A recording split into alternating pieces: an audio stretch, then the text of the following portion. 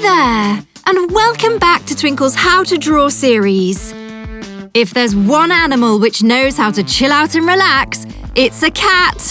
Today, Ellie will be showing us how to draw a cat that's stretching. So, let's grab a pencil, a pen and a piece of paper and get ready to learn how to draw the perfect stretching cat.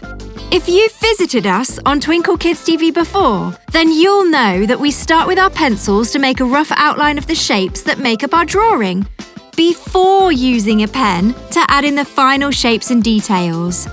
So, 3, 2, 1, let's draw!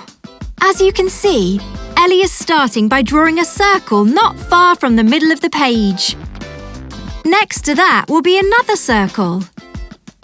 Your drawing might not look much like a cat to start with, but remember, these are just really basic first shapes. It's time for another, bigger circle further to the right. After which, it's time to start linking these shapes together. 2 curved lines which join the circles will do the trick. Now that we have the main body shape sorted, it's time to draw the back legs. 2 lines with little balls on the end for feet will do for now. Follow Ellie carefully as she adds a couple of other little lines before adding the outstretched front legs. Finally, for our basic outline, let's draw an upwards line for our cat's tail. Okay, so we're at the halfway stage now, so it's the perfect chance to take a quick break, do your best cat stretch, and make sure you've subscribed to Twinkl Kids TV for more great videos. Right, it's time to finish off our stretching cat. Ellie is going to start with a little triangle shape on the head for our cat's ear. Of course, it's important to make this a bit fluffy looking.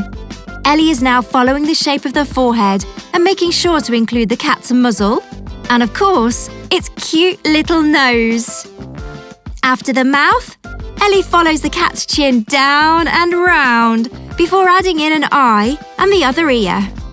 Next up, it's time to draw the cat's back. Don't worry if your line is a little bit shaky. It'll just help to make your cat look fluffier. Once we've got as far as the top of the cat's fuzzy bottom, we'll go back to do the front legs. Watch what Ellie does carefully and don't forget the little lines to show where the cat's toes are. On to the back legs now. Again, Ellie is just using her first lines as a rough guide, sort of like the cat's skeleton. So, watch what she does before doing your own, including the cat's belly.